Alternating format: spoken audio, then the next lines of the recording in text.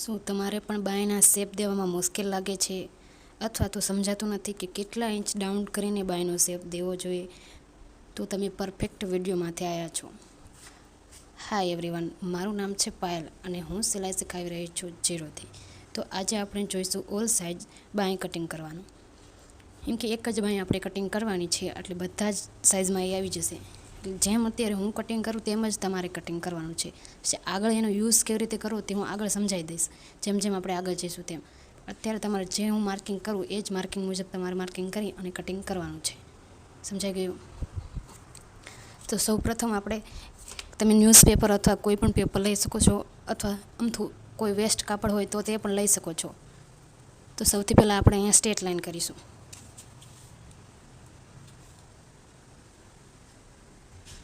Straight line કરવાથી કાપડ સીધું થાય છે. સ્ટ્રેટ લાઈન કરી દીધી. હવે સ્ટ્રેટ લાઈનથી આપણે અહીંયા 11.5 નિશાન કરી દઈશું લંબાઈમાં. અહીંયા પણ 11.5 નિશાન કરીને અહીંયા એક લાઈન દોરી દઈશું.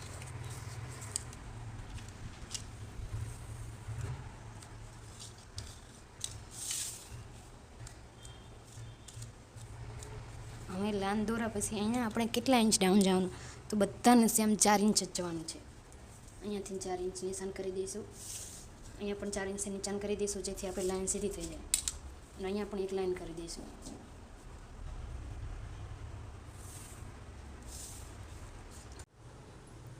હવે આપણા 4 ઇંચ ડાઉન ગયા ત્યાંથી આપણે 8 ઇંચે નિશાન લગાવી દઈશું.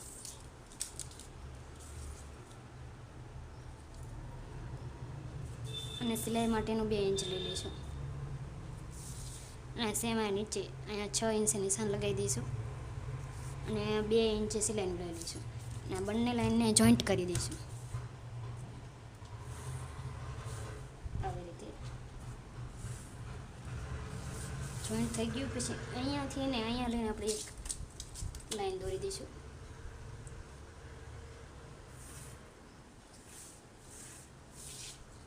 લાઈન દોરી દીધી પછી આ લાઈનનું સેન્ટર લેવાનું. સેન્ટર મેજર ટેપથી જ હંમેશા લેવાનું. અહીંયાથી લઈને અહીંયા સેન્ટર લઈ લઈશું. સેન્ટર લઈ લીધું અને સેન્ટરથી 1 ઇંચ આગળ જવાનું. આ સાઈડ 1 ઇંચ નિશાન લગાવી દેવાનું. નિશાન લગાવી દીધું. હવે અહીંયા શેપ મેળવી દેવાનું.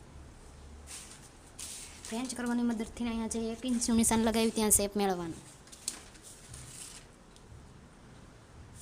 અહીંયા પણ 1 ઇંચનું નિશાન લગાવી દઈશું.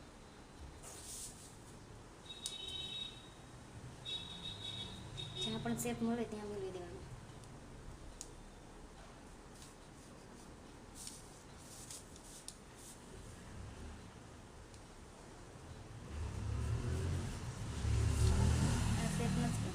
આ શેપને મેળવી દીધું. અહીંયા આ બંનેનું સેન્ટર લઈશું આપણે. સેન્ટર લઈ લીધું અને આ સેન્ટરથી 0.25 નીચે લઈ લઈશું. આ લાઈન સીધી રાખીશું. આ લાઈન જેમ આની ઉપર સીધી આવે તેમ અહીંયા 0.25 અને અહીંયા પણ એવી રીતે સીધી રાખીને 0.25 લઈ લઈશું. હવે પહેલાં આપણે ફ્રેન્ચ કરવાની આવી રીતે રાખ્યું. હવે આને આમ કરી દઈશું અને અહીંયા આ બધા માર્કને મિલાવીને શેપ દઈ દઈશું. શેપ દઈ દીધો. આ પાછળના ભાગનો શેપ. હવે આપણે આગળના ભાગનો શેપ દઈશું. તેના માટેથી અહીંયા 1/2 ઇંચ લઈ લઈશું. અને જ્યાં પણ આપણે આ 1 ઇંચ આગળ આવ્યા હતા ત્યાંથી આપણે 1/2 ઇંચ નીચે લઈ લઈશું. સેમ આ લાઈનને આ લાઈન સાથે મેળવીને 1/2 ઇંચ નીચે લઈ લીધો. આ શેપને આની સાથે મેળવી દઈશું.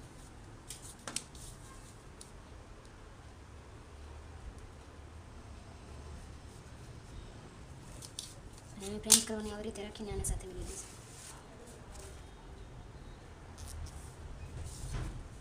મળી ગયું છે. આગળના ભાગનું છે. અહીંયા કટિંગ કરી દઈશું. કટિંગ કેવી રીતે કરવું તમને કટિંગ કેવી રીતે કરવું તેને સમજાવી દઉં. જો અહીંયાથી લાઈન કટિંગ કરવાનું. પછી આ લાઈન કટિંગ કરી દઈશું.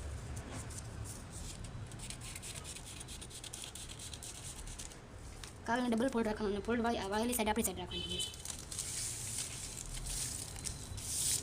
પહેલાં આપણે પાછળના ભાગને શેપ દઈ દઈશું.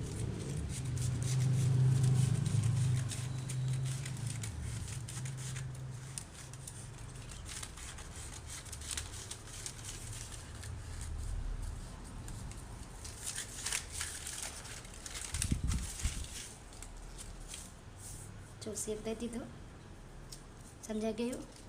અને આને આવી રીતે ખોલી દઈશું. ખોલ્યા પછી અહીંયા આગળના ભાગે શેપ દઈ દઈશું. એક જ સાઈડ દેવાની, જેમ કે આ બંને સાઈડ છે તો નીચેની સાઈડ એમ નામ રવા દઈશું અને ઉપરના ભાગને લઈને શેપ દઈ દઈશું.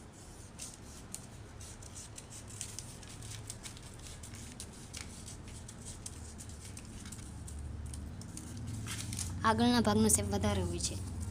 જો થઈ ગયું છે ને, હાવ સિમ્પલ. તમારે કાંઈ નથી કરવાનું. જેમ મેં કર્યું તેમ ન્યૂઝપેપર અથવા કોઈ પણ કાપડમાંથી તમારે આ બંને રાખવાનું. યુઝ કેવી રીતે કરવો ને હું તમને આગળ સમજાવી દઈશ.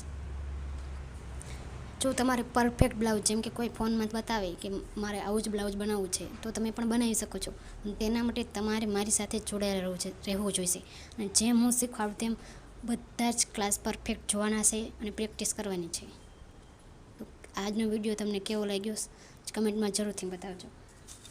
તમારે આને યાદ કંઈ નથી રાખવાનું. જો તમારે સમજવું હોય તો આવી રીતે તમે ડ્રોઈંગ પણ બનાવી શકો છો, જેમ મેં બનાવી છે એમ. Thank you everyone.